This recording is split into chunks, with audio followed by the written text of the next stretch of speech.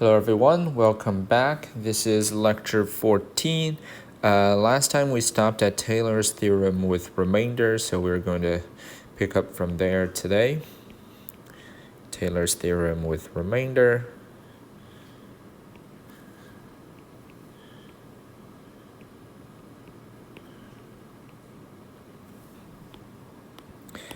Let me restate the theorem here, just in case any of you forget. Theorem: let f have derivatives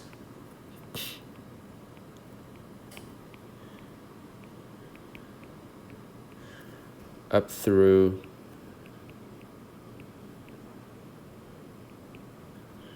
order n plus 1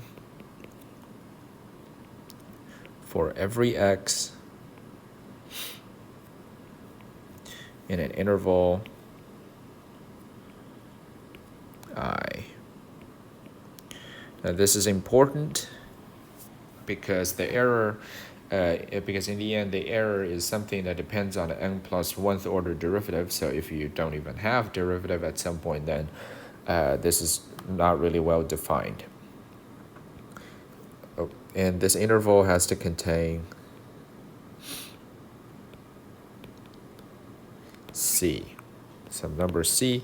C is the power series representation centered at. Then,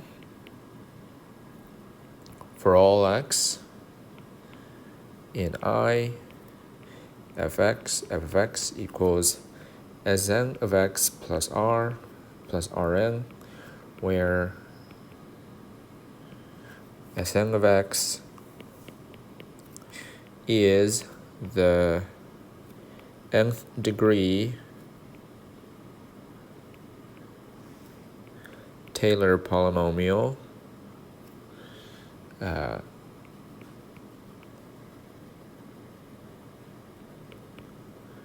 centered at C,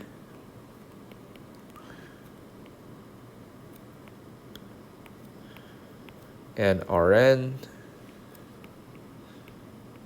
is given by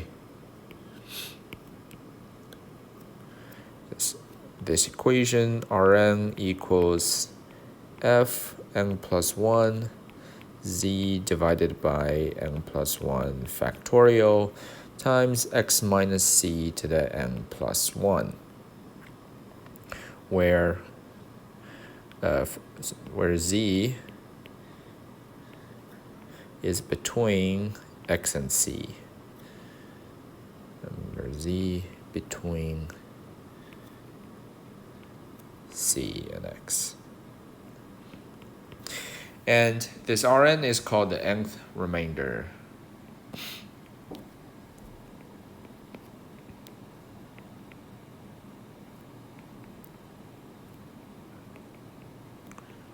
Remainder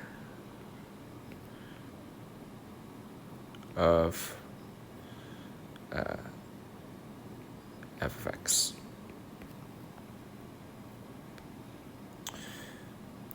Okay, so this is Taylor's theorem with remainder. It just tells us that when you approximate a function f with the nth degree Taylor polynomial, the error is given by this formula Rn right here. It is something that depends on the n plus 1th order derivative. All right, so how do we use this? As I mentioned in the previous lecture, since you don't really know what this z is, you only know z is some number that's between c and x. What we usually use Taylor's theorem for remainder is to determine the upper bound of the error. So suppose you have some function f, and it satisfies all the conditions given in this theorem. That is, it has derivatives up to the n plus 1th order on this interval I, and then you get you get the nth order Taylor polynomial. Then the error has then the error cannot be larger than. Let me rephrase this. Then if you look for the maximum of the n plus 1th order derivative on that interval I, then your Rn cannot be larger than that number divided by n plus 1 factorial times x minus c to the n plus 1. So that's normally how we use it. Let me illustrate this with an example. Okay.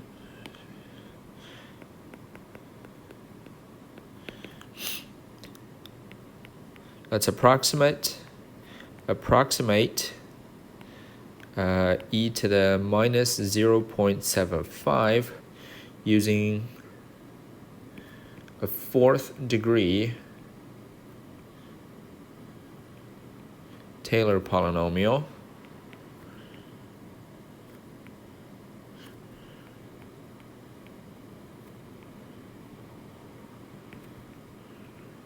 And determine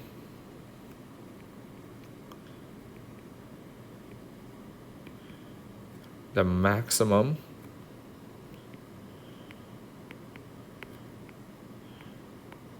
error of approximation.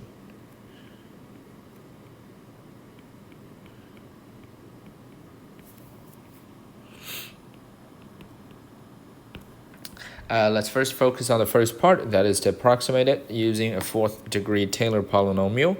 To do this, if you go back to the power series representation of elementary functions, you realize that e to the x equals the sum n from 0 to infinity x to the nth divided by n factorial.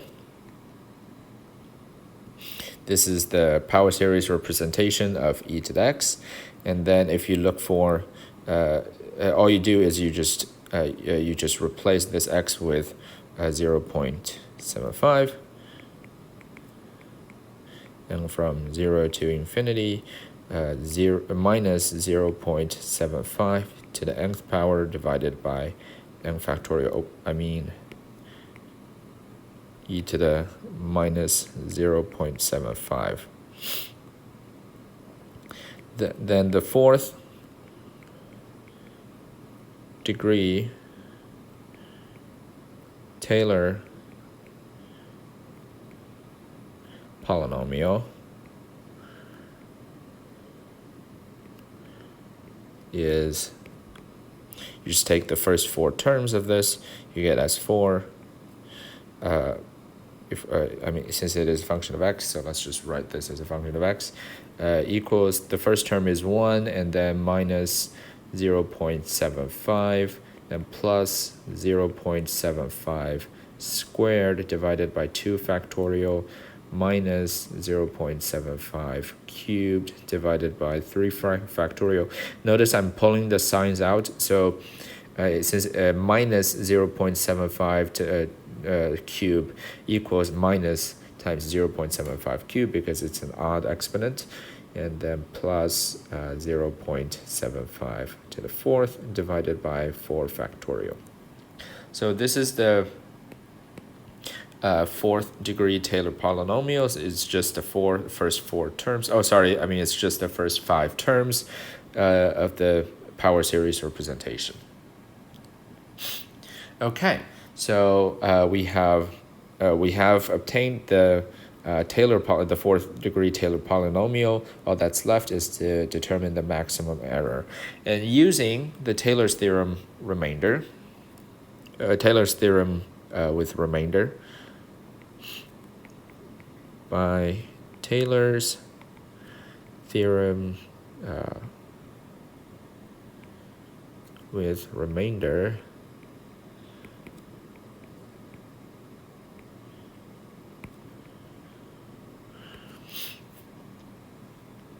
R4, which is R4, which is the error of the approximation, it equals e to the, let's first write this. It equals the fifth derivative of the function f at some point z divided by 5 factorial times times x minus, since the power series representation is centered at 0, so it's just x minus I don't mean x, I mean 0 minus 0.75 to the fifth power. For some 0.75. Let me just write another line. For some as minus 0.75 smaller than or equal to z, smaller than or equal to 0. Because here our x, which is minus 0.75, is negative, so z is between minus 0.75 and 0.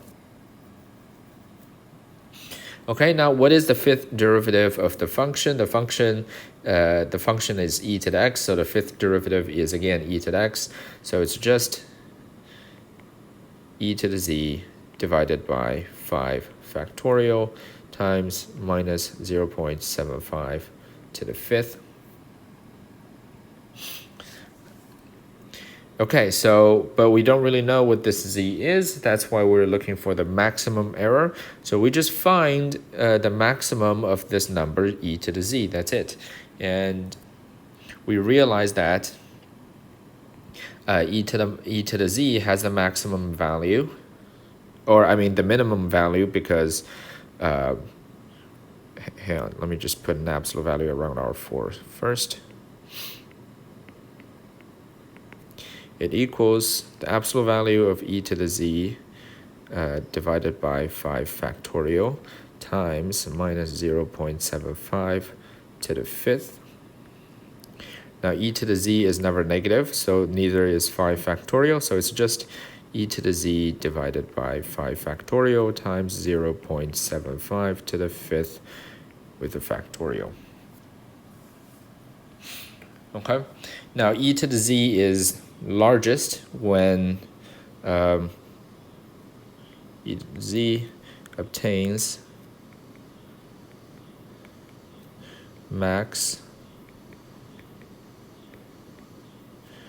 obtains the maximum value, right?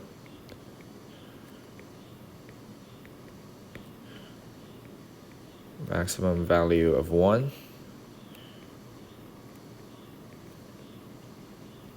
Well, my mistake here, but we've made everything positive, so we can get rid of the absolute value. E to the z obtains the maximum value of 1 at z equals 0 in the interval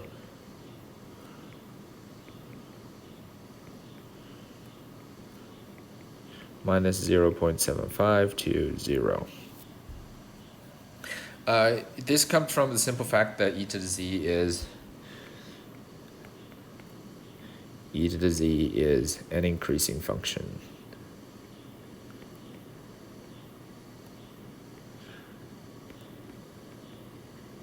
So the larger z is, the larger e to the z is. Therefore, it obtains maximum at z equals 0. Plug it in, you get e to the z equals 1. Okay, so that means e to the z is smaller than or equal to 1 when z is between this interval minus 0.75 and 0, and therefore R4 is smaller than or equal to, plugging in this upper bound 1 in there, you get 1 over 5 factorial times, well, let's just get rid of the 1 here. Okay. 0.75 to the fifth divided by 5 factorial. And that's our answer for the error. So as you see, we don't, by Taylor's theorem of remainder, it only gives us this expression e to the z over 5 factorial times 0.75 to the fifth with an unknown z. So usually we use the theorem to get the maximum of the maximum of the approximation error, because with the unknown z it really doesn't help us. It really doesn't help much. So we just look for the largest n+1th order derivative to obtain a maximum error of approximation. Okay, one more practice problem about Taylor's polynomial. All right, let's approximate the function.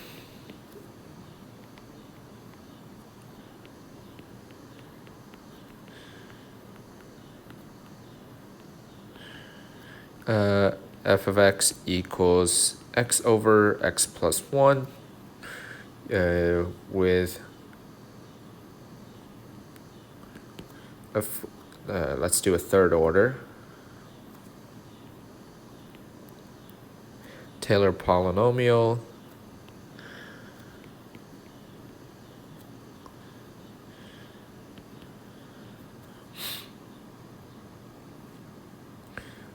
at, that is the wrong phrasing. Let me approximate this. Okay, hang on, let me rewrite this.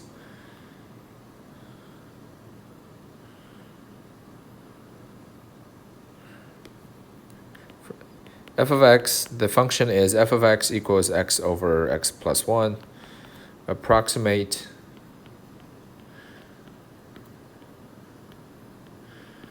f of 1/2 with a third order,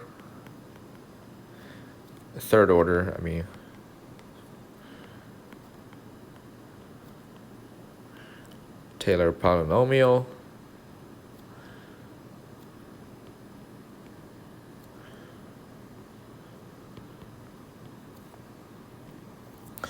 and determine the maximum error.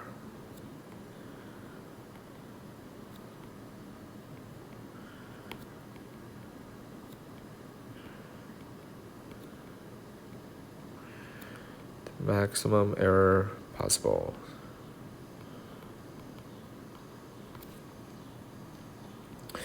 All right, first of all, f of x equals x over x plus 1. So we want to find a power series representation of this. Now we can just keep taking derivatives of f of x, and eventually you'll get an answer. But there's an easier way to do this. Notice that x over x plus 1 is just 1 minus 1 over x plus 1. And we know the power series of 1 over x plus 1. That is one of the 5 elementary functions we talked about in the last lecture. 1 over x plus 1 has the power series representation of this, and from 0 to infinity of x to the n. Because it's, minus x to the n.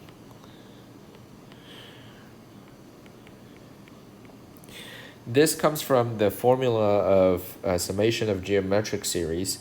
If you have a geometric series with factor r, then the sum of that series is 1 over 1 minus r. So this is just a geometric series.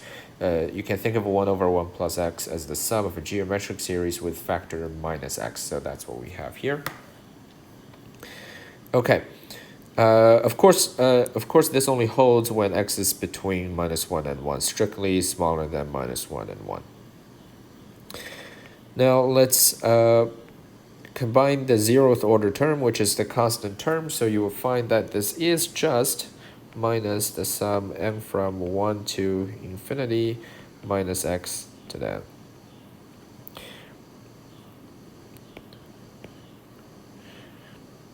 All right. And then the third order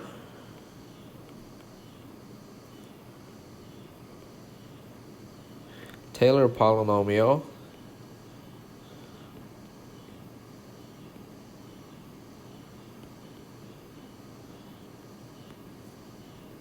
is Sn of x equals minus, okay, that's a lot of signs here, so let me just write this. Minus x plus minus x squared plus minus x cubed. So that's positive x, and then minus x squared, then positive x cubed, because minus cancel out. Right, so it's x minus x squared plus x cubed.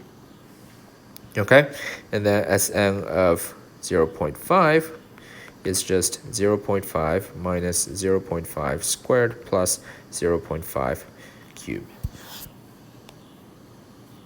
If you want, you can calculate this on your own. It's actually not that hard to do, I think. It's 0.5 minus 0.25 plus 1/2 of that would be 0.125. So it's 0.25 plus that, so it's 0.375. So that's the result coming from the Taylor polynomial. Next, we use Taylor's theorem with remainder to approximate the error to get an upper bound of the error. Taylor's theorem with remainder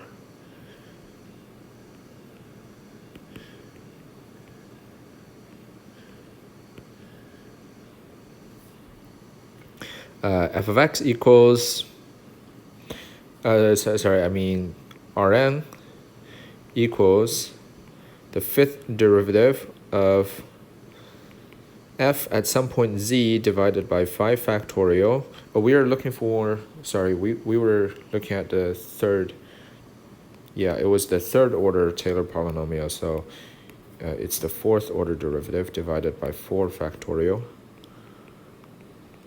times 0.5 to the fourth. It's because it's, once again, it's a power series centered at 0. Okay, so what is the fourth derivative that we have to calculate? Our f of x is x over x plus 1, or it's 1 minus 1 over x plus 1. If we differentiate it, we get f prime of x, we get 2. I think is it 2? Sorry, let's just write it out. It's 1 minus x plus 1 to the minus 1. So f prime gives you positive 1, then x plus 1 to the minus 2. And f double prime gives us minus 2 times x plus 1 to the minus 3. Then f triple prime equals 3 factorial times x plus 1 to the minus 4. Then f, the fourth order derivative, equals minus 4 factorial x plus 1 to the minus 5.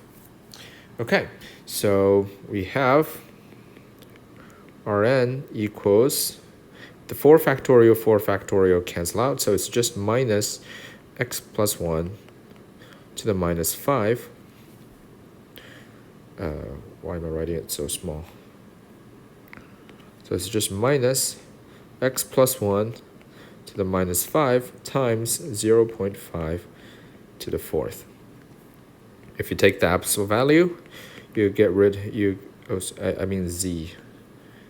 I'm making a lot of mistakes here. So this is z, right? Because we say z is some point between 0 and 0.5. Okay, sorry about the mess here. All right, if you take the absolute value of the error, you get this is just z plus 1 to the minus 5 times 0.5 to the fourth. Now, we want to make this largest. Since z is between 0 and 0.5, and therefore, since z is between 0 and 0.5, then z plus 1 is between 1 to 1.5. And if you take the negative power of something that's larger than 1, it gets smaller and smaller and smaller. Therefore, z plus 1 to the minus 5th achieves maximum at achieve maximum value of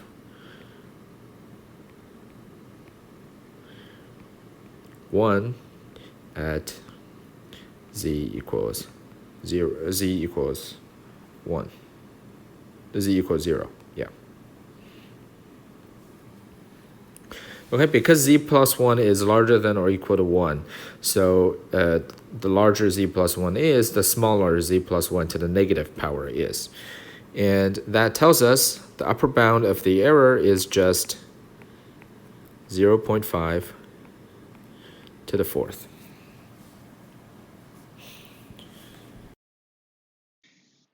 Okay. Next, we'll look at another application of approximations done by Taylor polynomials. That is approximating a definite integral.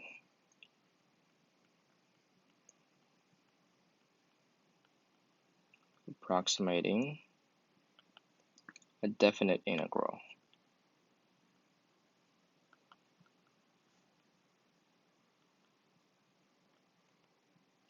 Now, we've all learned approximations of integrations of integrals before.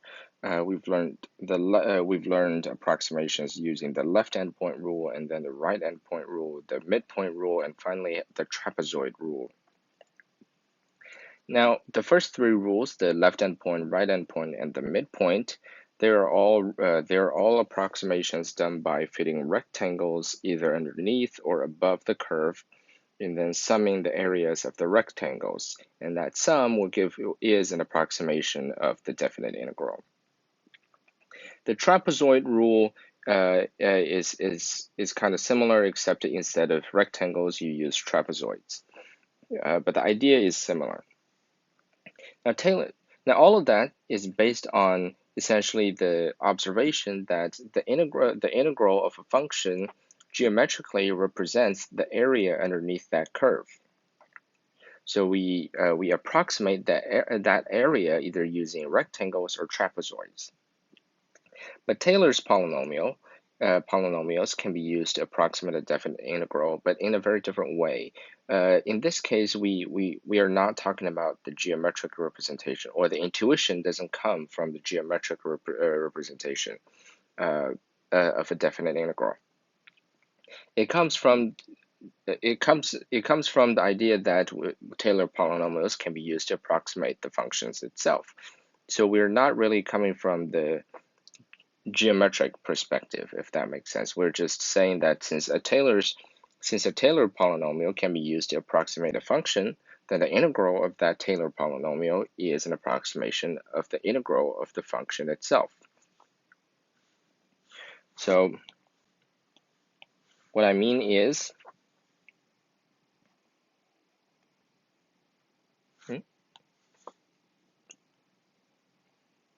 if say Sn of x is an nth degree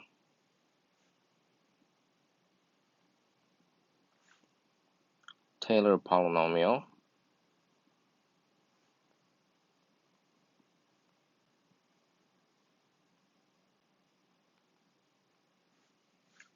of the function f of x, then we can integrate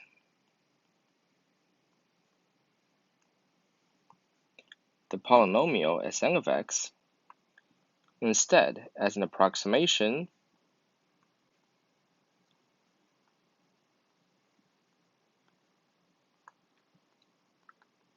of the integral of f of x from a to b. Now, this might seem more complicated than the midpoint rule or the trapezoid rule, because you have to take an integral in the end. But notice that since Sn is a polynomial, and polynomials are easy to integrate because every term in a polynomial is it's either x to the first, x to the second, x to the third, x to the fourth, or something like that. And all of these terms are easy to integrate. You just add 1 to the exponent and divide it by the new exponent. So this simplifies the integration significantly, because f may not be a function that can be easily integrated. Okay, let's look at a practice problem. Use the 8th degree Taylor polynomial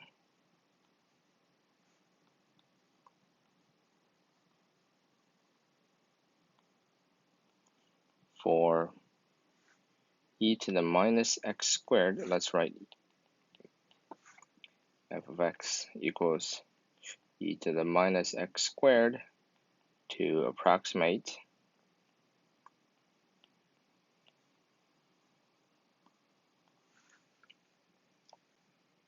the definite integral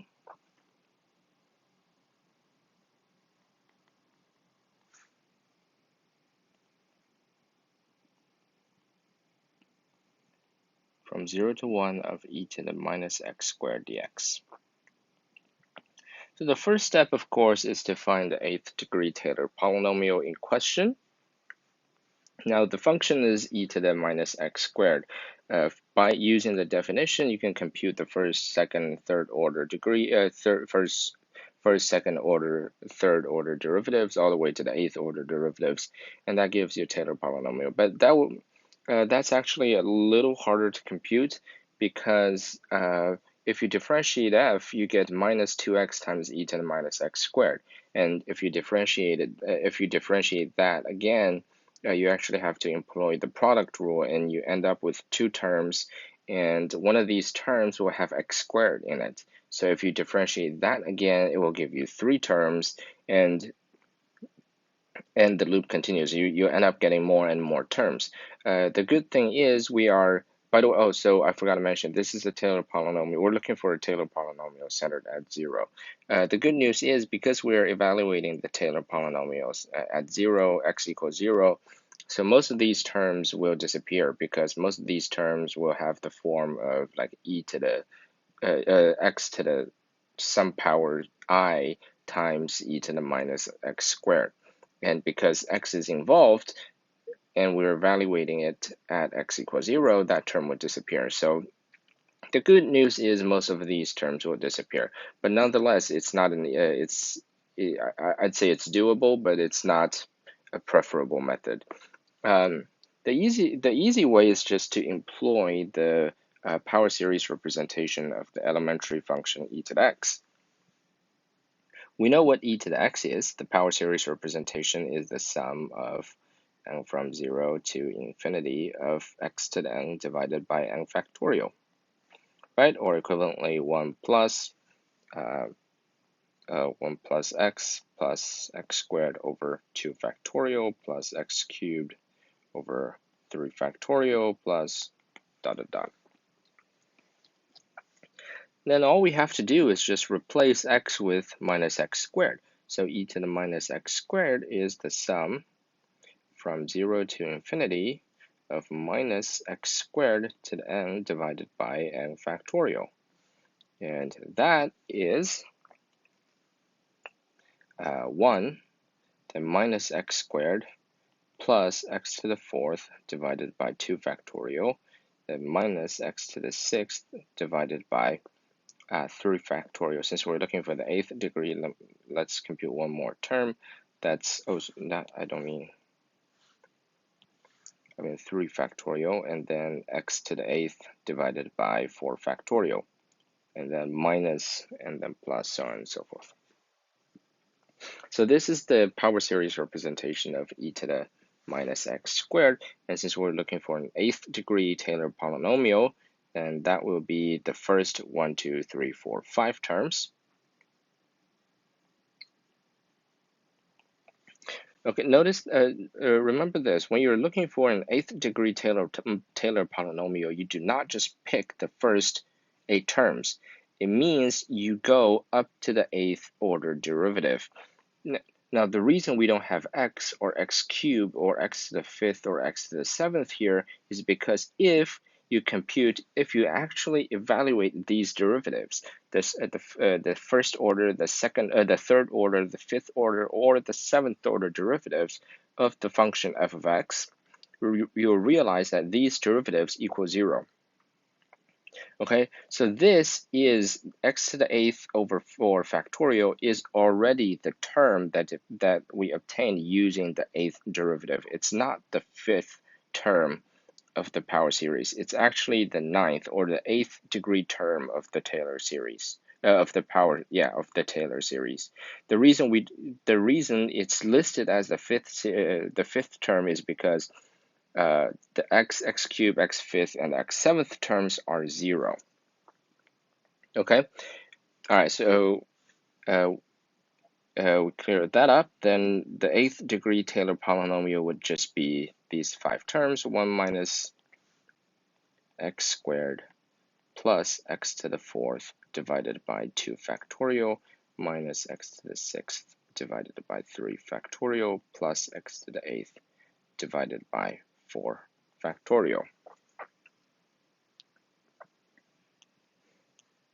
All right, so this is the 8th degree Taylor polynomial, and then to approximate the integral, we just evaluate the integral, not equals, it's approximately equals,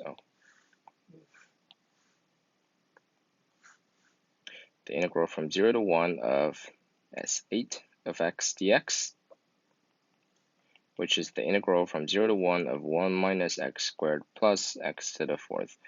Let's just evaluate the factorial. So it's 2, then 6, and then 24. It's this. Calculate that. You get x minus x cubed over 3, then plus x to the 5th over 10, minus x to the 7th over 42, plus x to the 9th over 9 times 24, 100 plus 36, you get 216. And then evaluate all of that from 0 to 1.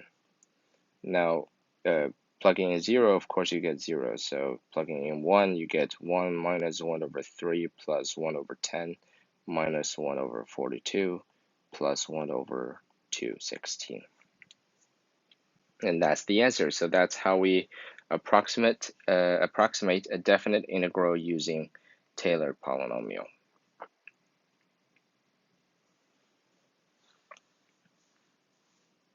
All right, so that's all for today.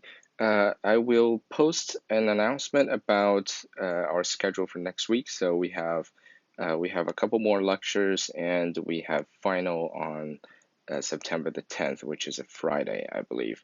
I'll also post I'll post a practice final. I think sometime this weekend. I'll post information. I'll post an announcement about that as well.